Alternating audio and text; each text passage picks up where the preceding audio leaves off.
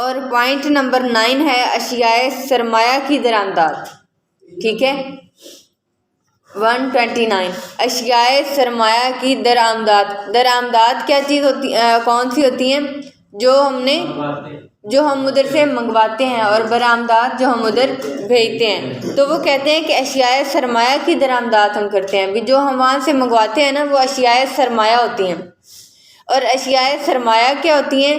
جن کو آپ پیداواری مقاصد میں استعمال کرتے ہیں، جن سے آپ مزید چیزیں پیدا کر سکتے ہیں. ٹھیک ہے، کچھ ہوتی ہیں دوسری اشیاء خورد و نوش وغیرہ جو کھانے پینے والی چیزیں ہوتی ہیں. اور ہم جو دوسرے ملکوں کو چیزیں بھیجتے ہیں نا، وہ زیادہ تر یہی ہوتی ہیں، یہ کھانے پینے والی چیزیں خورد و نوش والی. اور جو وہاں سے منگواتے ہیں نا، وہ کون سی ہیں؟ اب اشیاء سرمایہ. اب دیکھیں کہ یہ سبزیوں، پھل فروٹ وغیرہ، ان کی قیمتیں زیادہ ہیں یا ان مشینری کی قیمتیں زیادہ؟ تو ہم جو ادھر بھیجتے ہیں نا، وہ ہمارا زرمبادلہ کم بنتا ہے، اور جو وہاں سے منگواتے ہیں وہ زیادہ بن جاتا ہے. تو اس لیے ہمیں خسارہ ہوتا ہے. ٹھیک ہے، سمجھ لگی کہ کیا فرق ہے کہ ہم وہاں سے جو چیزیں منگواتے ہیں وہ مہنگی ہیں، اور جو ادھر سے بھیجتے ہیں وہ سستی ہیں. تو اس لیے توازن ادائیگی خراب رہتا ہے ہمارا. اس کے بعد ہے بنیادی اشیاء کی برآمدات. اب یہ ٹاپ پوائنٹ اسی میں ہی کور ہو گیا کہ ہم جو باہر بھیجتے ہیں چیزیں، وہ کون سی ہوتی ہیں؟ بنیادی اشیاء. اور بنیادی اشیاء بہت سستی ہوتی ہیں. ٹھیک ہے، غیر ملکی امداد. پاکستان ترقی یافتہ ممالک سے غیر ملکی امداد اشیاء سرمایہ کی صورت میں وصول کرتا ہے، یعنی مشینری، آلات اوزار، ٹیکنالوجی وغیرہ. اس سے درآمدات کی قدر میں اضافہ ہو جاتا ہے. بھی ہم اکثر یہ بھی ہوتا ہے کہ ہمیں جو تحفے ملتے ہیں نا باہرلے ملکوں سے، یا امداد ٹائپ جو ملتی ہے، وہ بھی ہمیں پھر اشیاء سرمایہ ہی دے دیتے ہیں. بھی جس چیز کی ہمارے ملک میں کمی ہوتی ہے وہ دے دیتے ہیں. اب جو باہرلے ملک کی مشینریز ہوتی ہیں، ان کو چلانے کے لیے بھی ہمیں ہائی اسکلڈ ورکرز کی ضرورت ہوتی ہے. پھر ہمیں وہ ورکر بھی وہاں سے منگوانے پڑتے ہیں. جب ہم وہ ورکر بھی وہاں سے منگواتے ہیں، مشینریز بھی ہیوی ٹائپس کی ہوتی ہیں، تو اس پہ ہمارا خرچہ جب زیادہ ہوتا ہے تو وہ کس میں ایڈ ہوتا ہے؟ چیزوں کی قیمتوں میں. ٹھیک ہے، تو پھر جب چیز ہی ایسے جو ہے وہ مہنگے پروجیکٹ میں بنے گی، تو پھر آگے ہماری جو چیزیں ہیں ان کو باہرلے ملک والے نہیں لیتے کہ اس کی قدر زیادہ ہے، یہ مہنگی چیز ہے. ٹھیک ہے، اس کے بعد ہے مصارف پیدائش میں اضافہ. مصارف پیدائش مطلب کہ چیز کو بنانے کا، پیدا کرنے کا جو خرچہ ہے وہ. جب مصارف پیدائش میں اضافہ ہوتا ہے تو اس سے قیمتیں بڑھ جاتی ہیں. اب آپ نے نوٹ کیا ہوگا کہ سیم چیز ہی ہوتی ہے، جو بہت بڑی شاپ پہ پڑی ہونا اس کی قیمت ڈبل ہوتی ہے، اور جو چھوٹی سی شاپ پہ اس کی قیمت سنگل ہوتی ہے. وہ کیوں سنگل ہوتی ہے؟ کیونکہ وہ سارے اپنے ایکسپینسز وغیرہ بھی اس میں ڈال کے ہمیں پرائس بتاتے ہیں.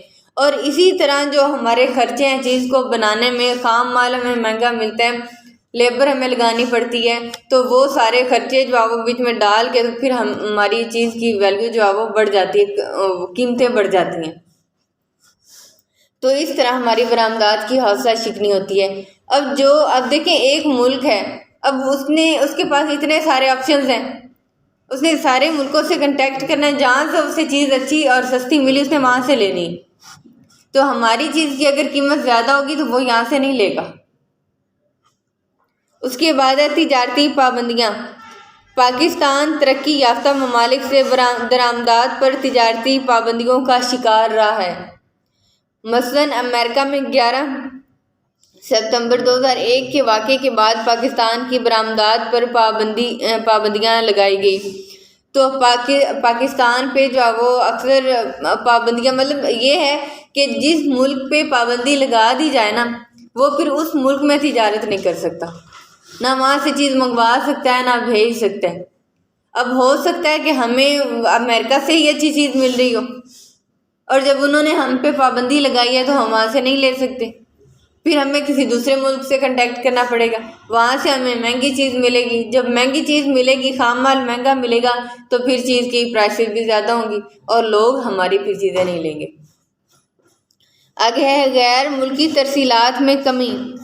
پاکستان کے باشندے ترقی یافتہ ممالک یا تیل پیدا کرنے والے ممالک میں ملازمت کے سلسلہ میں جاتے ہیں اور اپنے عزیز و اقارب کو ملک میں زرمبادلہ بھیجتے ہیں، یہ زرمبادلہ غیر ملکی ترسیلات کہلاتی ہے۔ اچھا، ترسیلات کیا ہوتی ہے؟ جو ہمارے ریلیٹیوز ہوتے ہیں نا، بہت سارے، آپ میں سے ہر کسی کی فیملی میں سے کوئی نہ کوئی ممبر گیا ہوگا، تو وہاں سے وہ جو کماتے ہیں نا اپنے عزیزوں و اقارب کو، وہ پیسے یہاں پہ بھیجتے ہیں، اور پیسے وہ روپے کی فارم میں نہیں بھیجتے، پیسے اس ملک کی کرنسی کے مطابق بھیجتے ہیں، اور جو وہ کرنسی ہے نا جب وہ ہمارے ملک میں آئے گی نا تو وہ ہے ترسیلات، غیر ملکی ترسیلات۔ تو چند بین الاقوامی واقعات کی وجہ سے ان ترسیلات میں کمی ہو جانے سے بھی توازن ادائیگیاں خراب ہو جاتی ہیں۔ بھی اکثر یہ بھی ہوتا ہے وہ پابندیاں لگا لیتے ہیں، اور وہاں سے جو لوگوں کو ادھر بھیج دیتے ہیں، ان کے ویزے جو ہے وہ منسوخ کر دیتے ہیں، تو یہ پرابلمس وغیرہ فیس کرنی پڑتی ہیں، تو پھر وہ زرمبادلہ ادھر نہیں بھیج پاتے۔ اس کے بعد ہے منڈیاتی سہولیات کی کمی۔ اکثر پاکستانی برآمد کنندگان بین الاقوامی منڈیوں کے حالات سے ناواقف ہوتے ہیں۔ نقل و حمل اور خبر رسائی کی سہولیات میں کمی کی وجہ سے دور دراز منڈیوں تک رسائی ممکن نہیں ہوتی، جس سے برآمدات میں کمی واقع ہو جاتی ہے۔ اچھا، برآمدات کے ہم نے جو چیز باہر بھیجنی ہے، تو وہ کہتے ہیں کہ اکثر جو ہیں ہمارے پاکستانی برآمد کنندگان ہیں وہ بین الاقوامی منڈیوں کے حالات سے ناواقف ہوتے ہیں، ان کو نہیں پتہ ہوتا کہ وہاں پہ کیا حالات چل رہے ہیں۔